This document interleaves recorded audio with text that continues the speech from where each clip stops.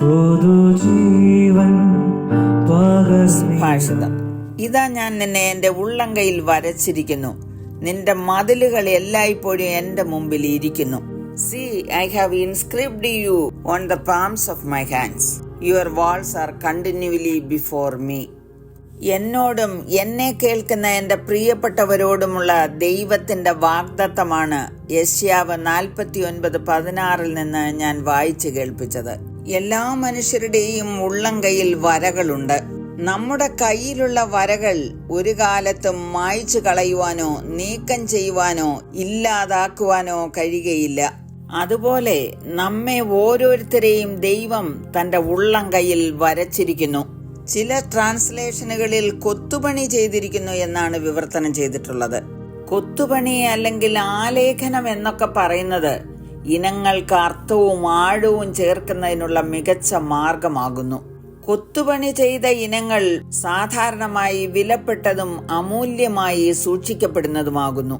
അതെ, ദൈവത്തിന്റെ മക്കൾ ദൈവത്തിന് വിലപ്പെട്ടവരാണ്. അവരെ ദൈവം ഉള്ളംകൈയിൽ സൂക്ഷിക്കുന്നു.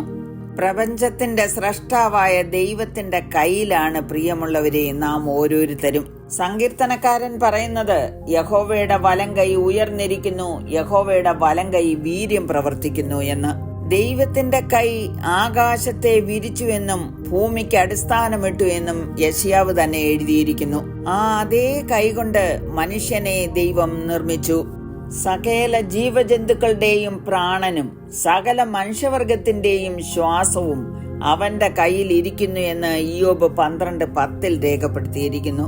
നിന്റെ ജീവിതത്തിൽ വരുന്ന എല്ലാ മതിലുകളും എല്ലാ തടസ്സങ്ങളും ദൈവത്തിന്റെ മുമ്പിൽ ഇരിക്കുന്നു.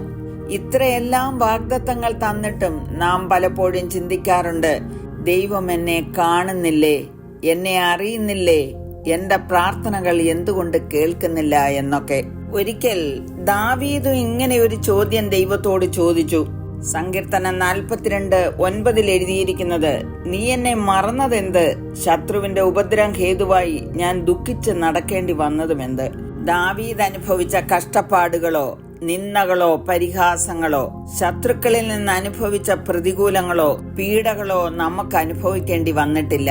ദാവീദ് ചോദിച്ച ചോദ്യങ്ങൾക്ക് അദ്ദേഹം തന്നെ മറുപടി കണ്ടെത്തി.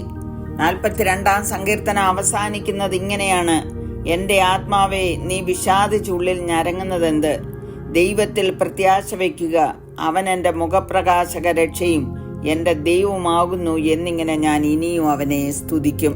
ദാവീദിന് നന്നായി മനസ്സിലായി ദൈവത്തിന്റെ ഉള്ളം കരത്തിലാണ് അദ്ദേഹം ഇരിക്കുന്നത് എന്ന്. അതുകൊണ്ട് നിരവധി സങ്കീർത്തനങ്ങളിൽ ദൈവത്തിന്റെ കയ്യെക്കുറിച്ച് രേഖപ്പെടുത്തിയിട്ടുണ്ട്. സങ്കീർത്തനം 17:7 പറയുന്നു, നിന്നെ ശരണമാക്കുന്നവരെ അവരോട് എതിർക്കുന്നവരുടെ കയ്യിൽ നിന്ന് അവിടുത്തെ വലം കൈയാൽ രക്ഷിക്കുന്നു. വീണ്ടും പറയുന്നത്, നിന്റെ വലം കൈ എന്നെ താങ്ങി. നമ്മുടെ ബലഹീനതയിൽ താങ്ങുന്ന ദൈവത്തിന്റെ കരം, അവിടുന്ന് എന്നെ വലം കൈക്ക് പിടിച്ചിരിക്കുന്നു.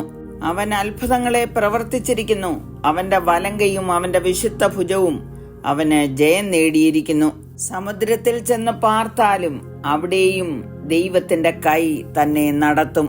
ദൈവത്തിന്റെ കൈ വെച്ചിരിക്കുന്നത് നമ്മുടെ മേലാണ്. പ്രിയമുള്ളവരെ, ദൈവത്തിന്റെ ഉള്ളം കൈയിൽ തന്നെ ഇരിക്കുന്നവർക്ക് അവിടുത്തെ പരിപാലനവും സുരക്ഷിതത്വവും അനുഭവിച്ചറിയുവാൻ കഴിയും.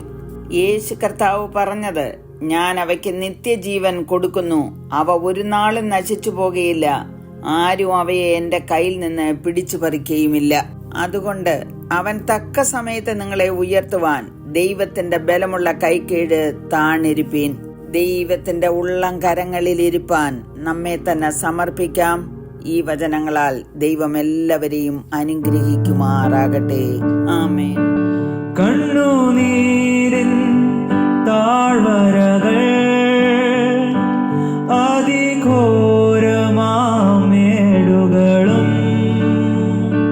കണ്ണുനീരിൻ താഴ്വരകൾ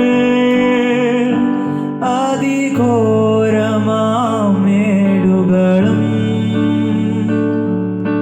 മരണത്തിൻ കൂരിരുളിൽ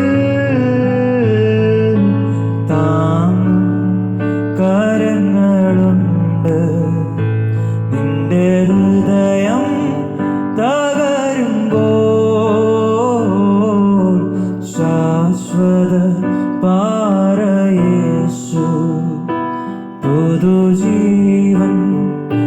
പകർന്നിടും. ശാശ്വത പാറയേശു പുതുജീവൻ